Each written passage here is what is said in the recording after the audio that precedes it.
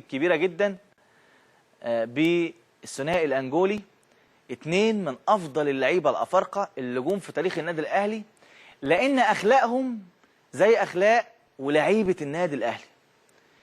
ما يتحدث عنهم مع احترامي وتقديري الشديد للأستاذ علي السيسي والاحترام ليه، بأن الثنائي فلافيو جilberto وكمان الكابتن خالد بيبو كانوا رايحين الزمالك واتفقوا أو ما اتفقوش أو اتكلموا أو اتفاوضوا مع الدكتور كمال درويش. هذا الكلام عاري تماما من الصحة. أنا بقول لكم أهو، إذا أنا كنت شاهد العيان فشاهد العيان. بقول لكم أهو، أنا غطيت الزمالك فترة طويلة وغطيت اتحاد الكورة وغطيت النادي الأهلي، اشتغلت في كل المصادر اللي في الدنيا، والحمد لله دايما كان الواحد بينفرد بالأخبار ويتكلم ويقول دايما الأخبار ويقولها قبل ويقولها بعد.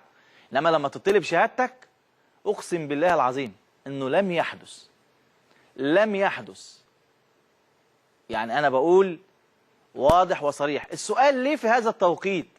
وليه بعد السنين دي كلها؟ وليه ما قلتش الكلام ده في ساعتها؟ وليه ما أعلنتش الكلام ده؟ معرفش. يعني مش عارف. يعني إيه اللي هيفيد وإيه اللي هيضر؟ ماشي. طيب أنا عشان قربي من الثنائي فلافيو جilberto قلت الكلام ده، وأكدها تاني أكرر نفس الكلام ده لقرب من الكابتن خالد بيبو. نفس هذا الكلام، إن الكابتن خالد بيبو ما طلبش إنه يروح نادي الزمالك ولا قعد مع الدكتور كمال درويش وكان رايح وكان هيسيب الأهلي ويروح والكلام ده. السلام عليكم يا كابتن خالد. اهلا بيك يا بابا، اهلا بيك. تحياتي ليك، كل سنه وانت طيب يا ابو الكباتن.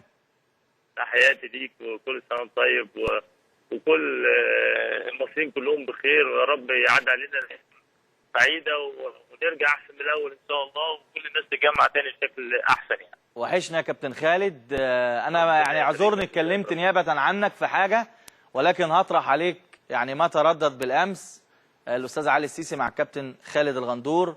قال ان الكابتن خالد بيبو كان رايح الزمالك لما كان موجود في الاهلي مع الدكتور كمال درويش. طبعا انا يعني مبدئيا ما اتفرجتش على الحلقه امبارح، طبعا احترامي للاستاذ علي طبعا وللكابتن خالد الغندور، اثنين محترمين انا بعزهم جدا. تمام. وايا كانوا بيقولوا ايه، بس انا ما سمعتهمش. انما انا هرد على الجزئيه اللي تخصني. ان بص، مبدئيا انا عشان حاجه، انا كلمت الدكتور كمال درويش وانا بلعب، وانا هو كلمني. اتفضل يا كابتن. في بينا علاقه مبدئيا كده. يعني وانت بتلعب ما حصلش ابدا ان في علاقه بينك وبين الدكتور كمال درويش خالص؟ يعني طبعا. وكل الاحترام للدكتور كمال درويش، واحد من قامات الرياضه المصريه. طبعا شرف لينا التعامل معاه طبعا، وحاجه محترمه جدا. وانا شايف فترات الناجحه جدا بالنسبه للزمالك، وانا شخصيا كمان بحبه جدا، لان انا من الشخصيات اللي هو الهاديه، وانا يعني بحبه جدا. نجح لفتره طويله قوي مع نادي الزمالك. تمام. انا شخصيا والله يعني ما حصلش ان انا يعني اللي هو اتكلم معايا ولا انا اتكلمت معاه، وزي ما بقول لك ده شرف كبير ان انا اكون اتعامل معاه، بس ما حصلش في خلال فترتي وانا بلعب في النادي الاهلي. خلي بالك لان انا نقطتي عشان بس الامور تبقى واضحه. انا مضيت مع النادي الاهلي مرتين. انا لعبت 5 سنين، مره بسنتين ومره الثانيه كانت ب3 سنين قبل ما تيجي النادي. لا يعني انا مضيت في النادي الاهلي 5 سنين. تمام. المره الاولى اللي هي كان فيها تعاقد وكان من النادي الاسماعيلي. تمام. ودي كانت مره يعني ما كانش لسه فيها النادي الزمالك او دخلت فيها. تمام. والمره الثانيه انا جددت قبل الموسم ما ينتهي بحوالي 5-6 شهور. فما كانش في فتره مثلا ان انا همشي واجي والكلام ده كله، يعني ما حصلش. يعني انا جددت وانا جوه النادي، يعني ما بعدتش او الوقت اتاخر. انا لا خالص، انا كنت بلعب وكان لسه فاضل 6 شهور على الدوري، وجددت المره الثانيه. دي حاجه الاهم. انا فعلا كان في كلام بس قبل ما اروح النادي الاسماعيلي كمان. قبل ما تروح نادي يعني الاسماعيلي. خالص.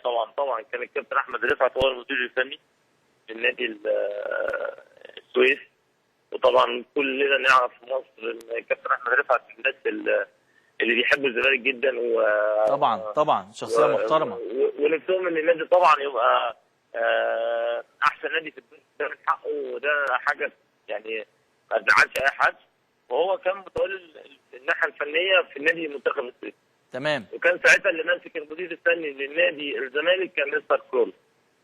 وكابتن احمد، انا بقول لك واقعي، كابتن احمد هو اللي عرض ان اخده ولد صغير. كنت انا لسه يعني لسه مش كبير يعني.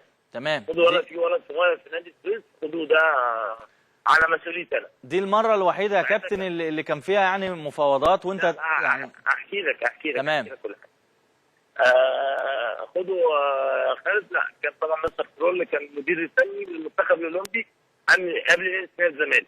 تمام. طبعا كان يعرف هو كابتن احمد لسه لاعب، قال لهم لا انا عايز احمد كويس. ده اللي حصل. وساعتها كمان كان دخل في الموضوع المهندس عادل القيعي،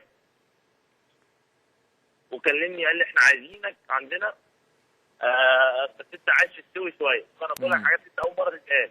تمام. كان ساعتها بقى كان كابتن حسام حسن واحمد فليكس طبعا واحمد كشري كانوا مكسرين الدنيا. تمام.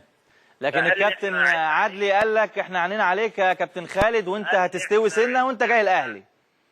احنا عيننا عليك.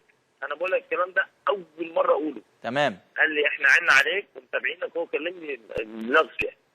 احنا عيننا عليك ومتابعينك ومركزين معاك، واحنا يعني مستنيين سنه بس تستوي شويه وهتكون ليك مكان جوه النادي. طبعا بعدها على طول دخل نادي الاسماعيلي وخلص يعني ورحت نادي الاسماعيلي. وبعدها حصل بقى بعد كده انا يعني ما دخلتش في النص خالص نادي الزمالك، يعني ما دخلتش خالص في النص في الفتره دي. المفاوضات كلها بعد كده لعبت ال3 سنين في الاسماعيلي، واخر سنه دخل النادي الاهلي عن طريق كابتن البطل.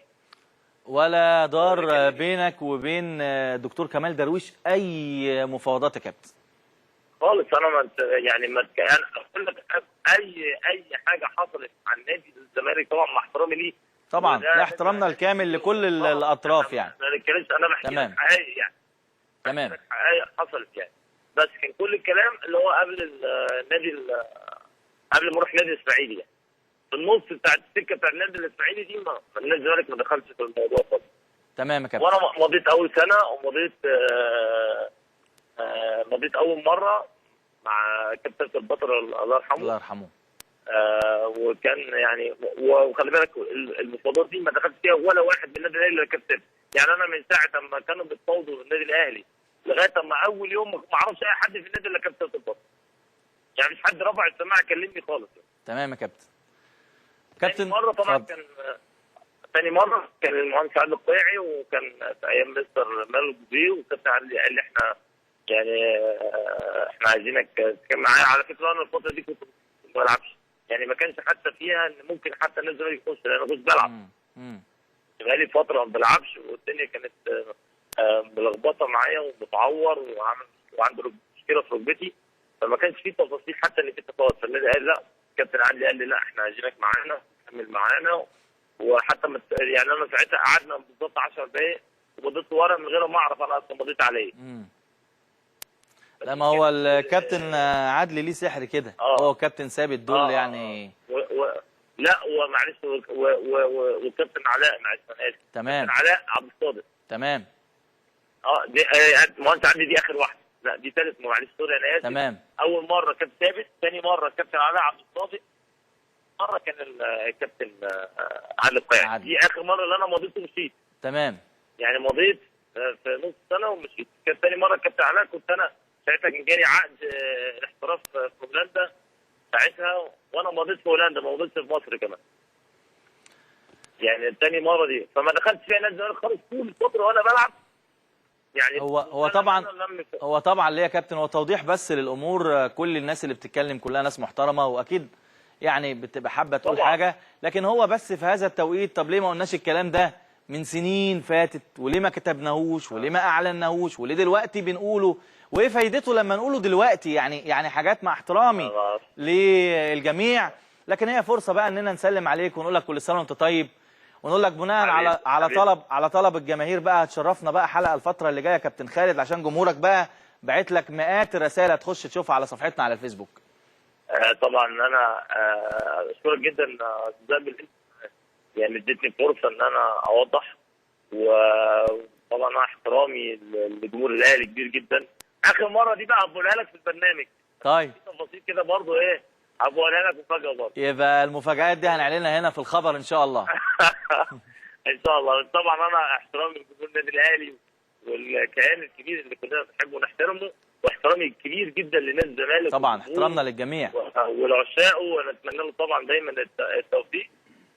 ونتمنى للكره المصريه كلها بشكل كبير ان الامور تبقى بشكل كويس. انا ما اعرفش ليه التوقيت ده، انما طبعا مع احترامي طبعا للاستاذ علي كابتن خالد كلهم ليهم كل الاحترام. طبعا احترامي ليهم وتقديري ليهم. ففعلا انا فعلا بمنتهى الامانه يعني اذا كان ممكن مفاوضات كانت مع حد تاني معاه يعني انا بصراحه بمنتهى، انا بقولها تاني بكررها، يعني لم يحدث اتصال بيني وبين دكتور كمال خالص طول فتره وانا بلعب. كابتن كل سنه طيب يا كابتن. شكرا ليك. شكرا يا كابتن. شكرا لحضرتك. من وقتك وقت طويل يعني. شكرا يا كابتن، تحت امرك. شكرا يا كابتن. احنا هنا في برنامج الخبر لا بنكذب حد ولا بنشد مع حد ولا